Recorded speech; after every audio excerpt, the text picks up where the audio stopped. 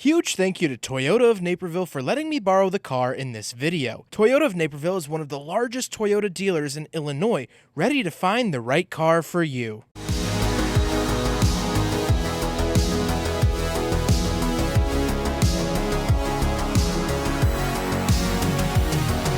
Alright, what's up guys? My name is Zach, and today I am driving a 2012 Mercedes C63 AMG. Up front is a 6.3 liter V8, and down below is a 7-speed automatic transmission. Now, I am super excited to be driving this C63 for two reasons. First of all, it's got a big old V8 up front, love that. But the second reason is that I recently drove the 2008, or more importantly, the E92 M3, which also came with a V8 and was the direct competitor to this AMG. So we're going to be doing a little bit of comparing and contrasting with the E92 and just experiencing the love that a Mercedes V8 offers. But if you'd like to share your vehicle with me, you can head on over to my website, zachprado.com/submit. It's a quick and easy submission form, takes under a minute to fill out, and I come out to you.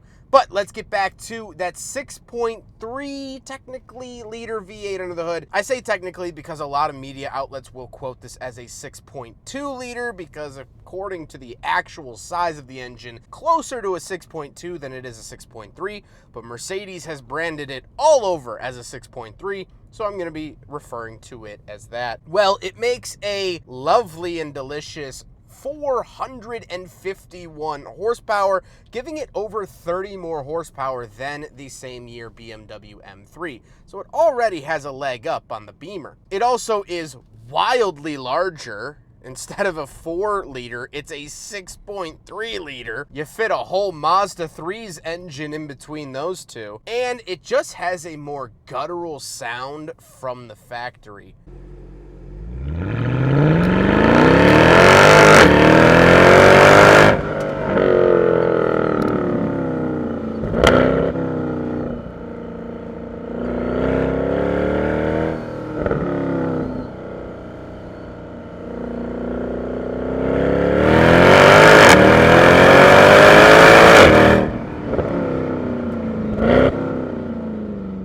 This thing is a torque machine. That is what it was bred to do. And so I have been pleasantly enjoying that. Like I said, paired to it is a 7-speed automatic. It's fine. It's a little rough on the shifts when you do put it into sport mode. And well, honestly, even in comfort around town, it's been a little tough going in and out of gear. However, it's a 7-speed. It does the job well besides that. Just not the most luxurious feeling transmission. Last but not least, of course, it is rear-wheel drive as the baby Jesus intended. So how does it feel to drive the C63? It's a lot harder to drive at normal speeds than the BMW M3. When I drove the E92 M3, I could drive it up and down the street and it would be fine, and then when I wanted to unleash it, I could. This is rearing to go. It is ready to punch you in the mouth at any given opportunity. Driving slow almost becomes painful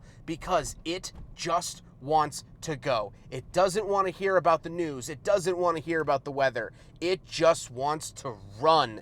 And when you let it run, it goes. Visibility is fine. It's not amazing, but it's good. Steering is a little heavy, but you have a 6.3 liter V8. Don't worry about the rest of it. With that stuff out of the way, let's talk about the interior. Well, in front of me, I have 3 main gauges. Off to the left, I have my fuel and coolant temperature. In the center, I get my speedometer as well as a little digital gauge giving me some information, but not a whole lot. You can see me cycle through it here.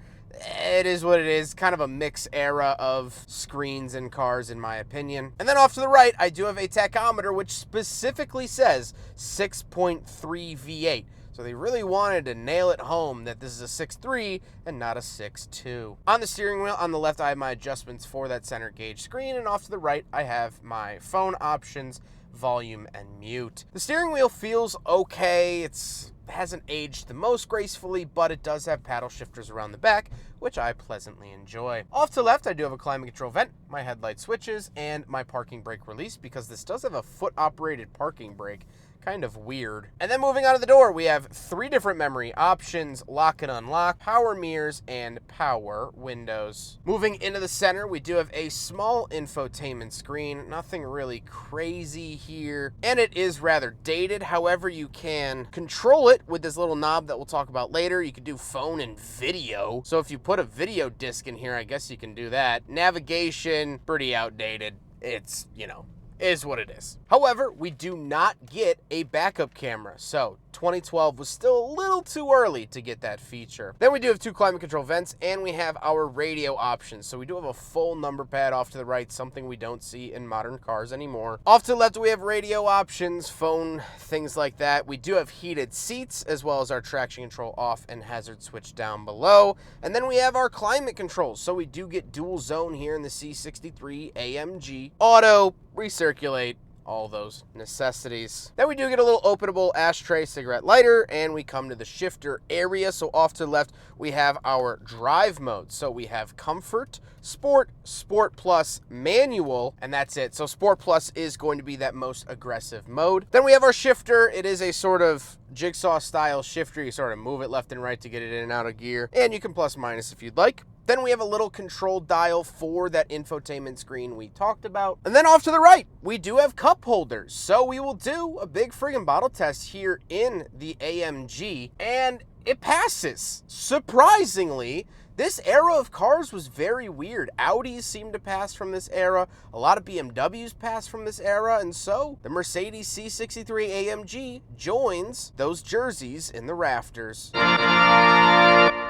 Then we do get a little center console, nothing really interesting there. And then we got to talk about the seats. They are heated, power, and memory, and they are red. One of my favorite color combos on any car is like a dark gunmetal gray with red interior. I think it looks so hot, so special, and the AMG definitely serves that on the menu.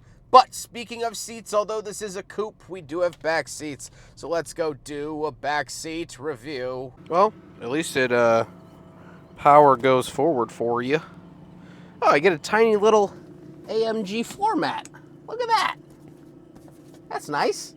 It's tiny and probably no one will see it ever, but, you know, at least they give it to you. All